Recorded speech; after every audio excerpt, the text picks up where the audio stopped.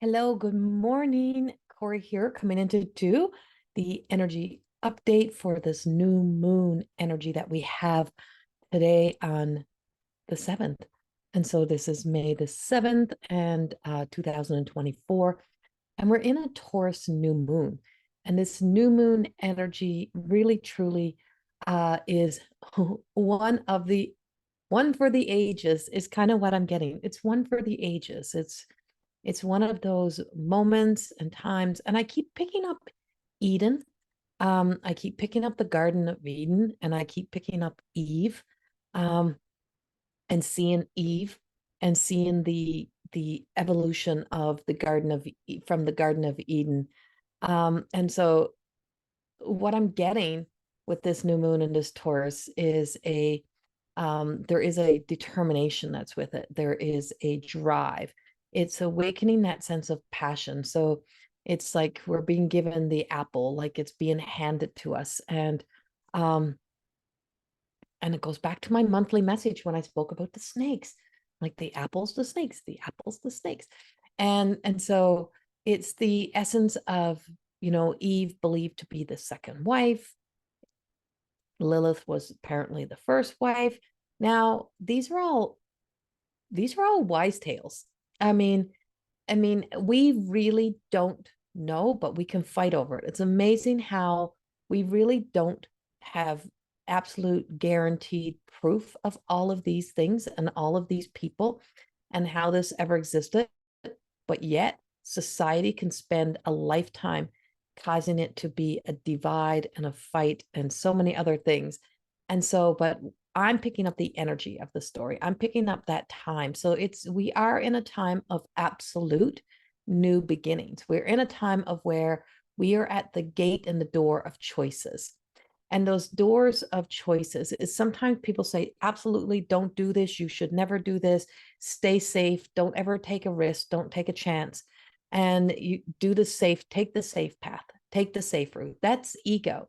And so sometimes it's like, so if Eve didn't bite the apple, if she didn't fall into the temptation of biting the apple, everything that unfolded from that moment of her having to step into the world and step into that earthly world and step deep down into that self, she also would not have been opening up the portals of growth and opportunity that would come from that place. So there is this story and narrative that is coming up around this moon, and it speaks around us existing in our emotional self, in our lower energy centers, in our sacral and our solar plexus, in our sacral and our root, and being tied to the having to be a part of everything with everyone, or the path and the journey into our higher self, into the enlightened self, and allowing ourselves to be enlightened from our own experiences.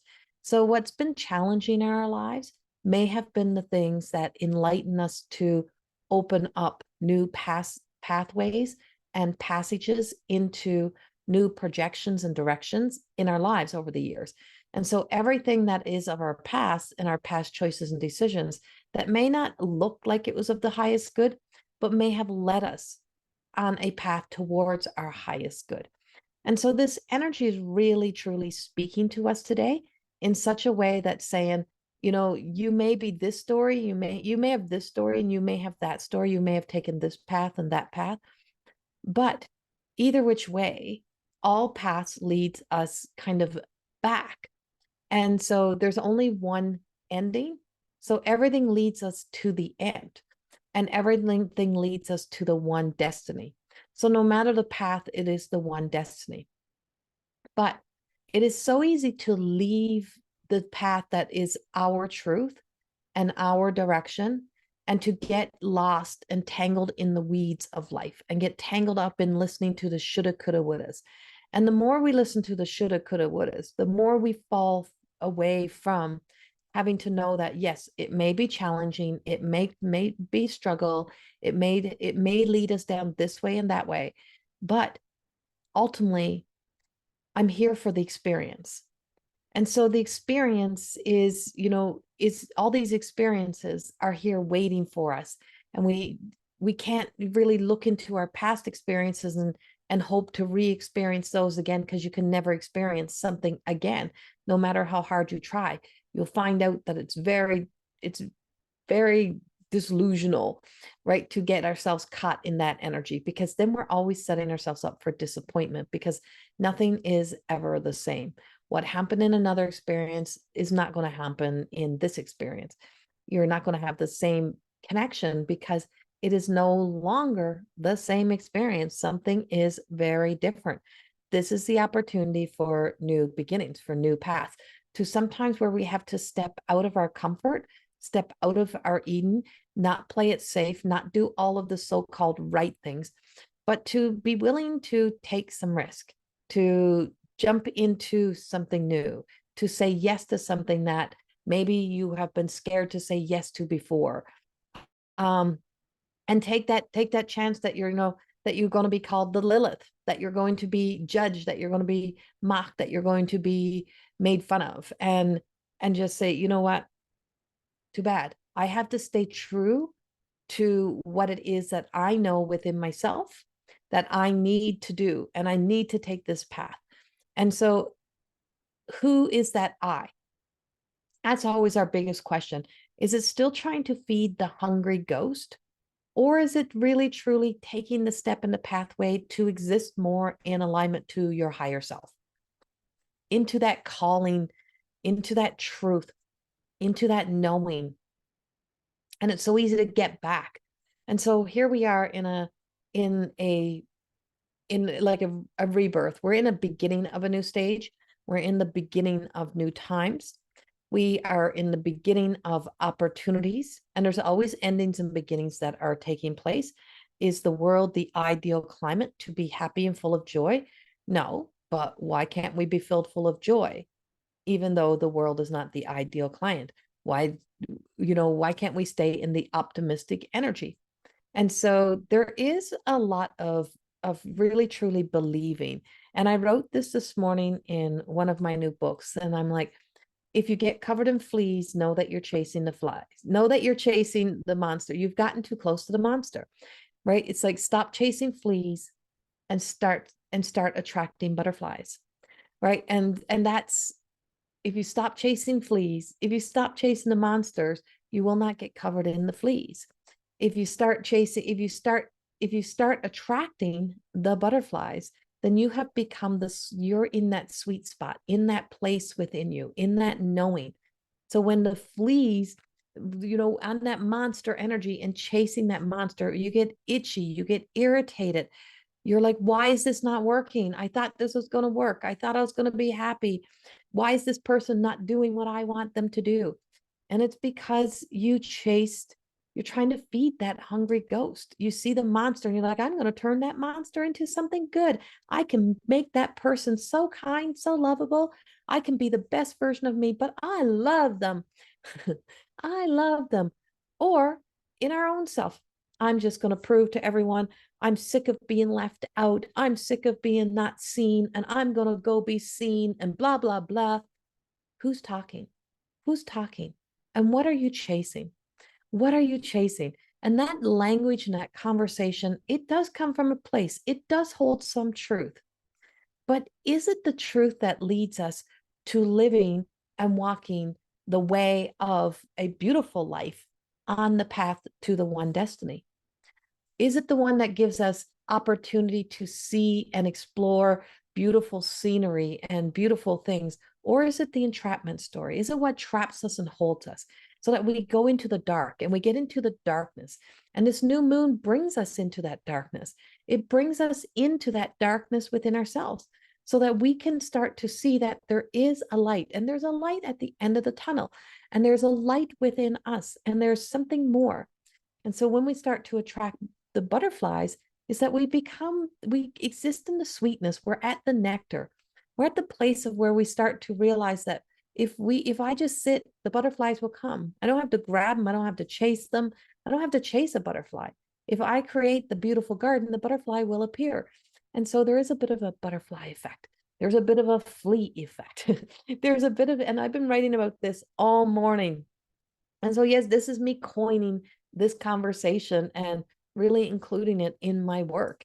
And so it's knowing that, cleaning and clearing up our thoughts, our ways, our energy, is that knowing that, we may be handed an apple and we may be tempted to bite the apple or not bite the apple, and we may be hearing in the background, oh, but you won't be able to have me if you don't have this, you won't be able to stay here, you're going to have to go into that world.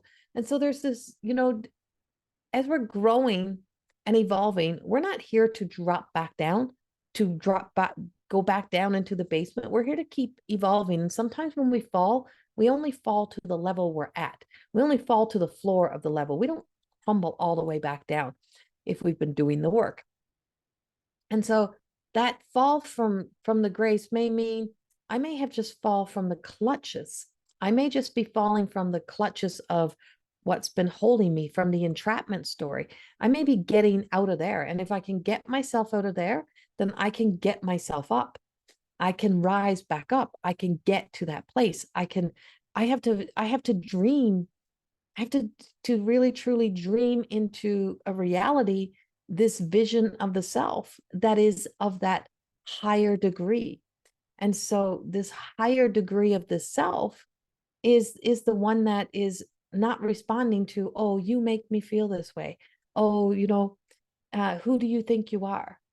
Well, I really think that I'm connected to the divine, as I do think everyone else is, right? And so connecting and becoming that magnetic pull to rising up means sometimes we have to become a bit of the rebel to our own cause, but also realizing that, yeah, you know what? It might not be easy, because no path is easy. It may not be easy, but it's going to be worth the journey.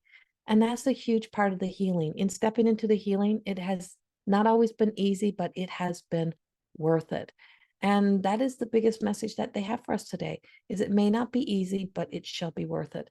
And some things are really worth the cost that it's going to cost you to really make those changes and release the old stories and free yourself of those old stories and step into this new energy.